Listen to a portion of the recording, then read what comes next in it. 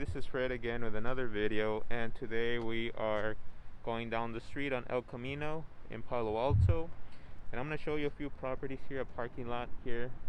Going to go over a few details that we see, such as here. This, you can tell it's been sealed and coated. Probably the last time done was like 3 years ago, so it's just about time to get crack filled, sealed, and coated. You can see the cracks here that's developing here at the bottom. This one, you need to fill that crack, make sure it's watertight, waterproofed, so that we don't start getting water seeped underneath. But other than that, this one has been taken care of. But you can tell right away that they've been giving it maintenance. Here the rock, the aggregate, is starting to barely get exposed a little bit. You can see the whiteness of it. Here it's a little bit more worn out. But yeah, it looks good other than that. Let's walk around this property and we'll go over a few details here that we see as we go.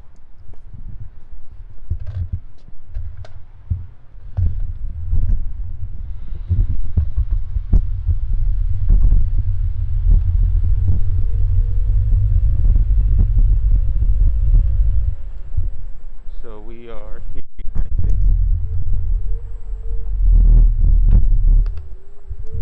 You can tell here.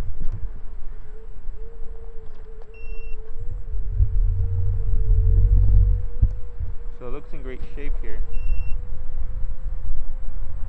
Nothing major, no major. Here we have a little bit of cracking here. The little crack needs to be repaired.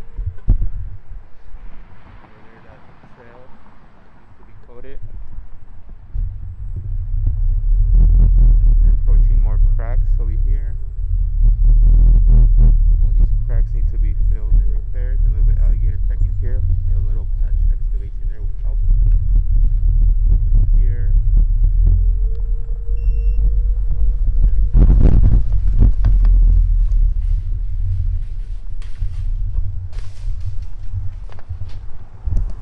So here we have an accessible path of travel coming from the street over here, accessible path of travel. From there, where the vehicles cross Palo Alto High School, the detectable warning dome, as you can see.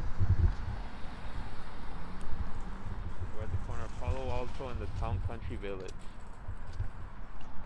And you can tell right away, in front of the Trader Joe's.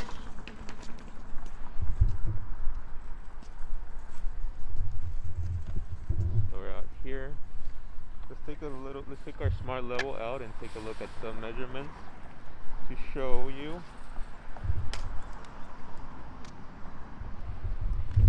So this is a curb ramp. A curb ramp to connect this path of travel from the city sidewalk from that end over to this end. And this one has to be less than 8.33%. We put a smart level and you can see it's 6.4%.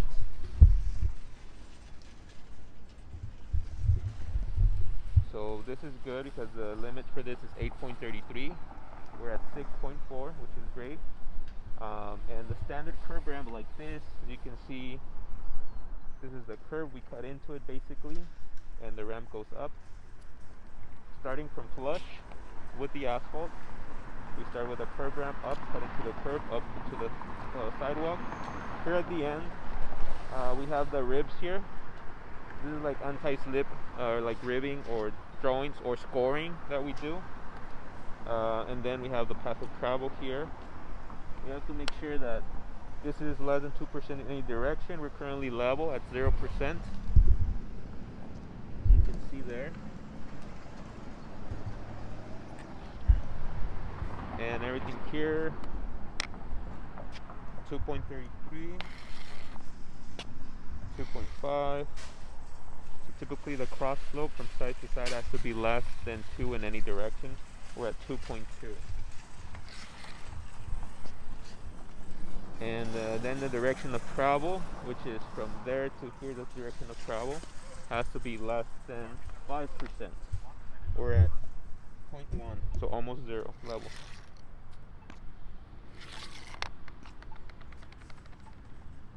Yep. So on the path of the direction of travel, we're good because it's less than 5. There's a lot of tolerance. From side to side, we have to be less than 2, and we're currently at 1. So that's perfect. And then we have the curb ramp. This is a different curb ramp compared to the other one that we went over. This curb ramp is with the wings on the side, or with the flares that open up. So from here it has to be less than 8.33.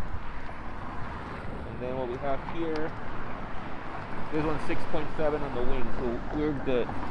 Then we have the actual anti-slip scoring, or the ribbon here at the end, at the top. And yeah, so we're here in Palo Alto taking a look at some properties, just making some educational videos, and showing you basic process that we go as pavement inspectors and pavement maintenance consultants. I always like to recommend the best options for my clients that are cost effective in the long term and in the short term. Here, so let me show you the example of this asphalt. This asphalt is like a little trail here for people to just go walking, jogging, walking their dog, or on their bike or scooter, whatever. You can see this needs to be sealed and coated. The aggregate is starting to come out. You can see the whiteness of it and the coarseness. And if you take a look at that asphalt over there, it's a lot smoother than this one. If you take a look at this asphalt, compare the coarseness to this other one, you can tell right away that this one's a lot more smoother because of the coating. The coating that's been applied here makes it a lot smoother.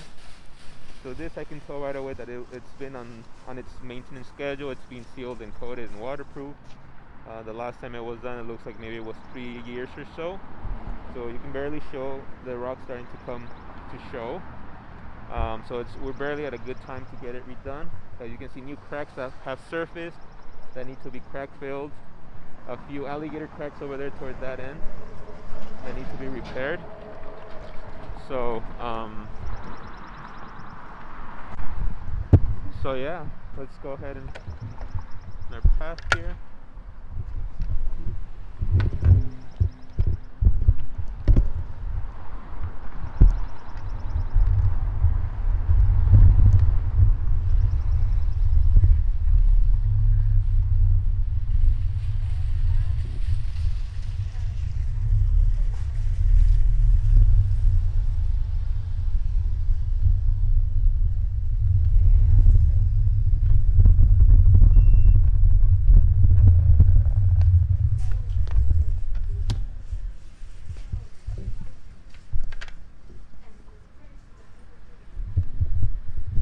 Here we are at an accessible area here with the stalls, and typical of this has to be less than 2% in any direction.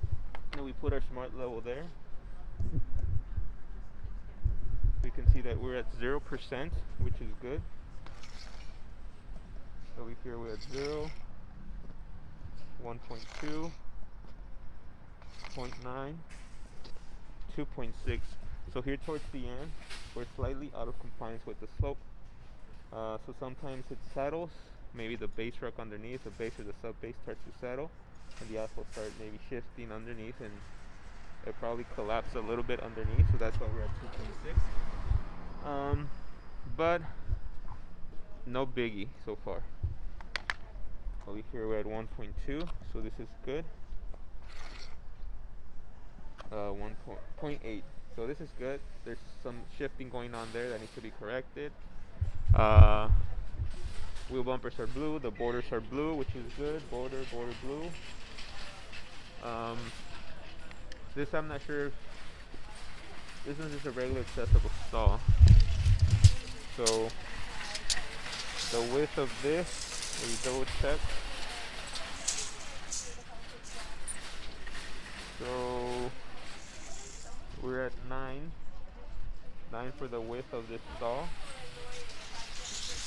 And then over here, we're at 5 for the access aisle. And then for this other accessible stall,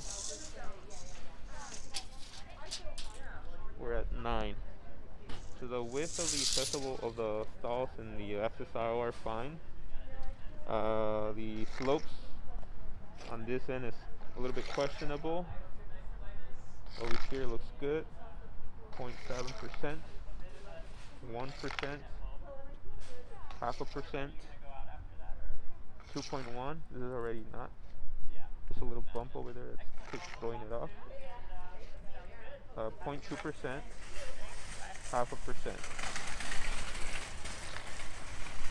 So 1.4, 0.9, 1.8, 0.2, 2% or under 2.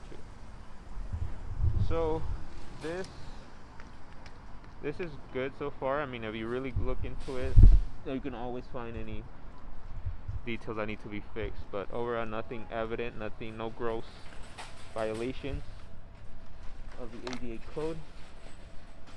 So here at 0.6.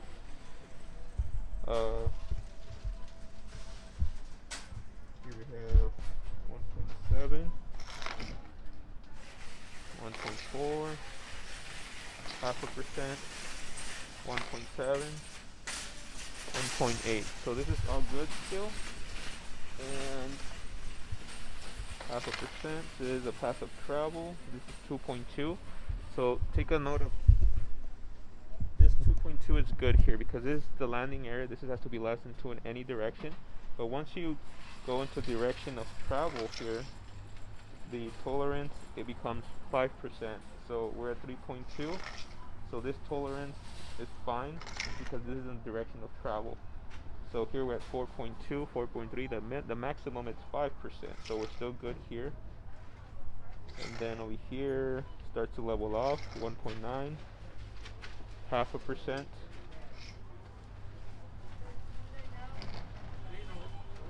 0.4,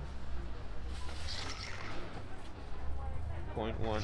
So here, this was considered the landing. Has to be level, less than 2 in any direction.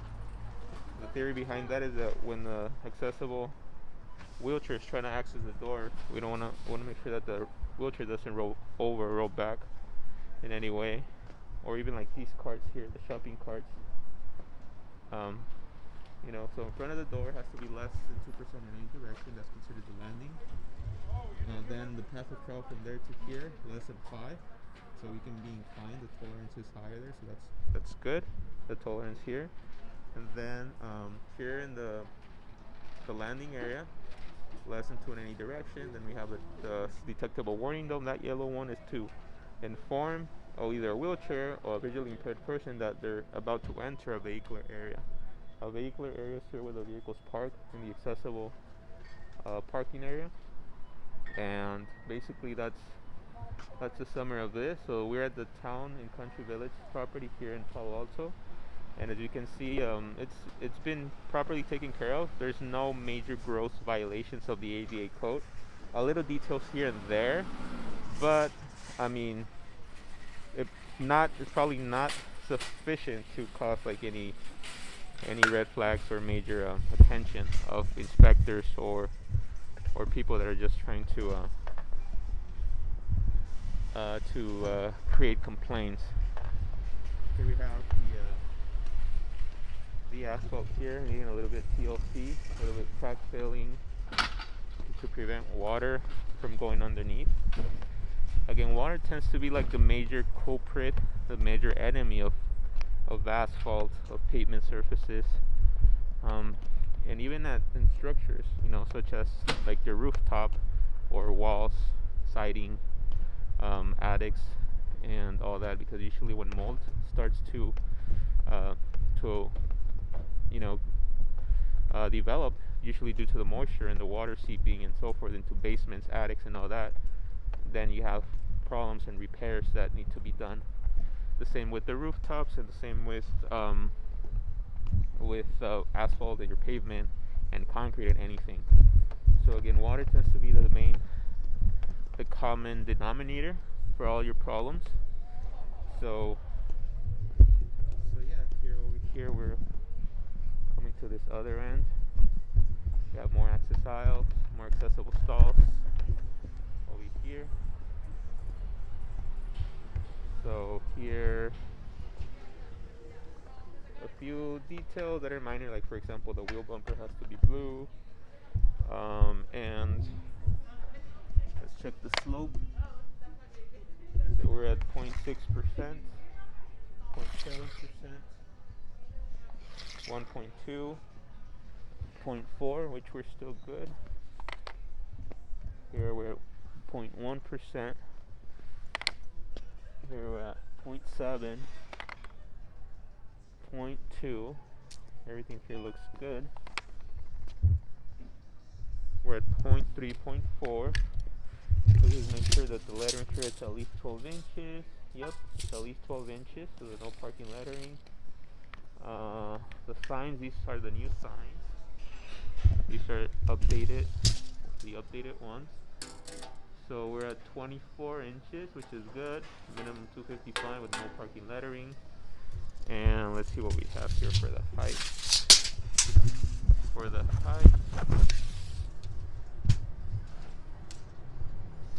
height, we have 80 inches or so, which is standard. It's good. And yeah, there we have the Caltrain Caltrain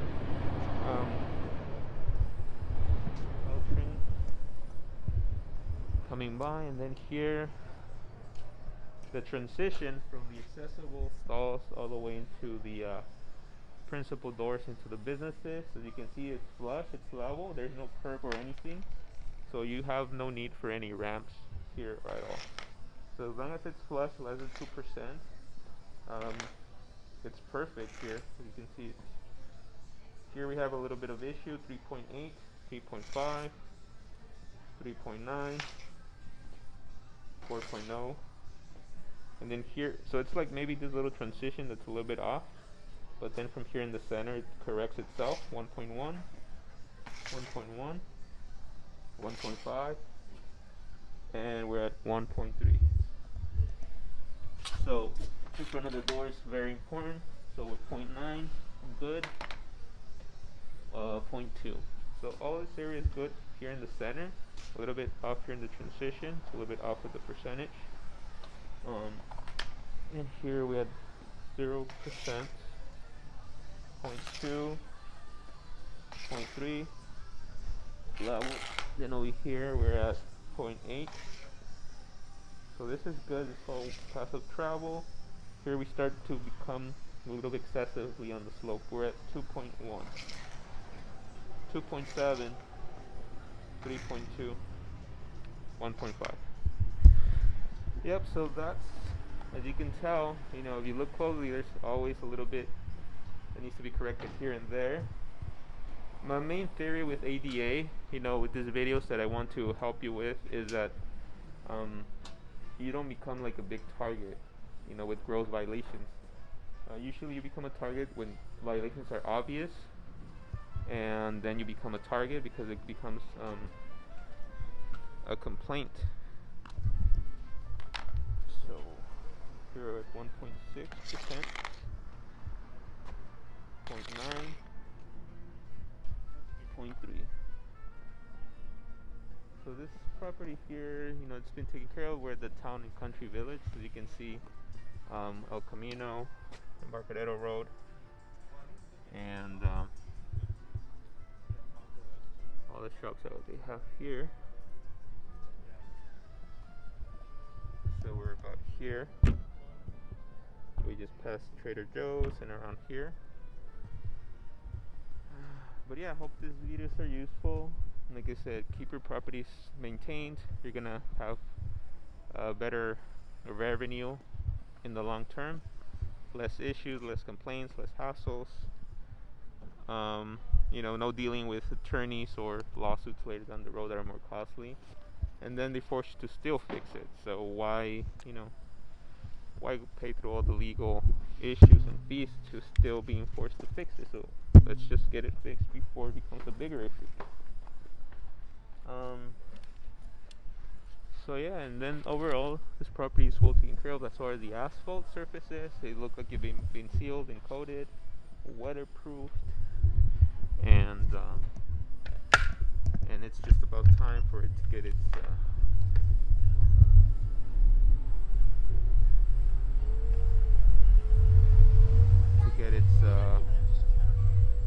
its scheduled maintenance across this time of the year. Here another accessible stall.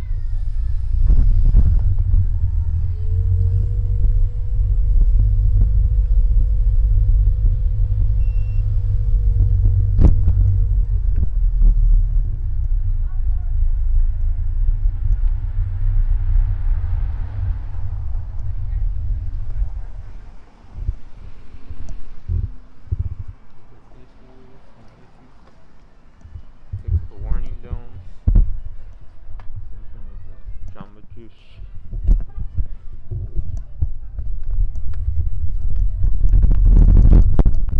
Little patch here that's been done.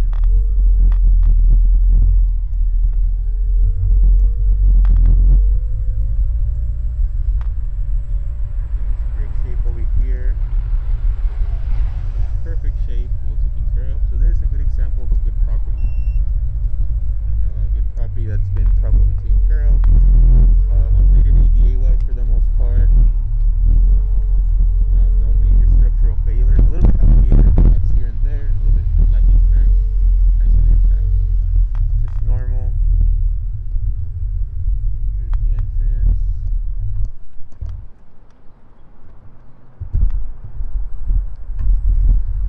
Look at that road.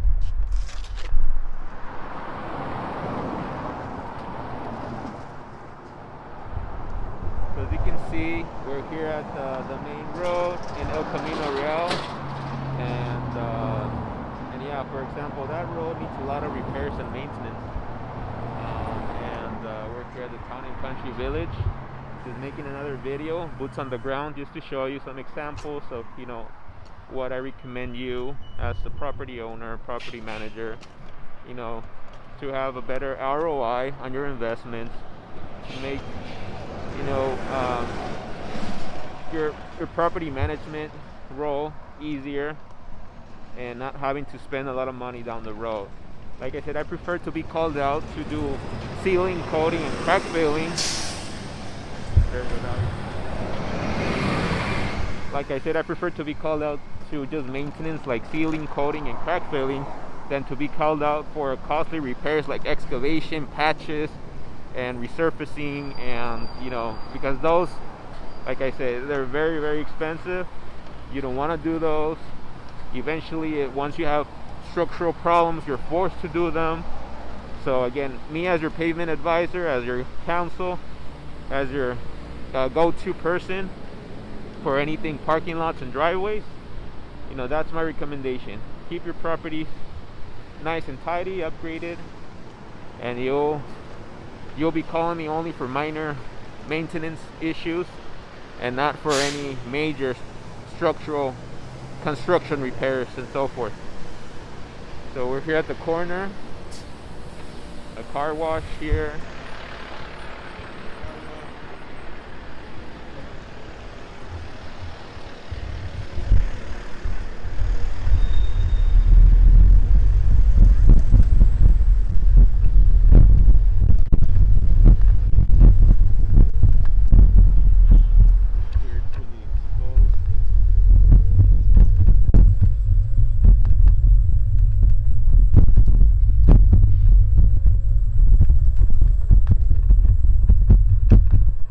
Detectable warning domes over here.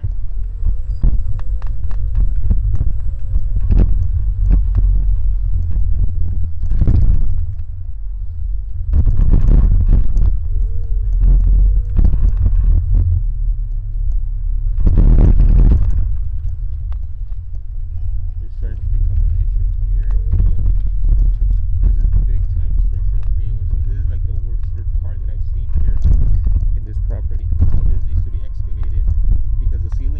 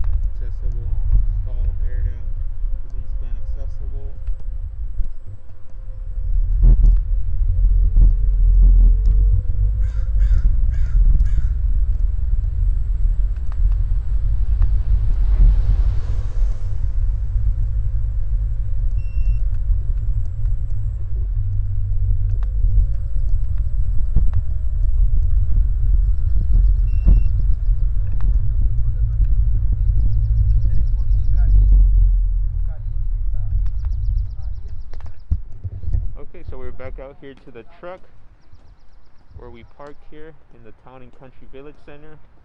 We just did a little walkthrough of this property just to help you and give you some ideas of what needs to be done. If you're a property manager, property owner, investor, you know, anything.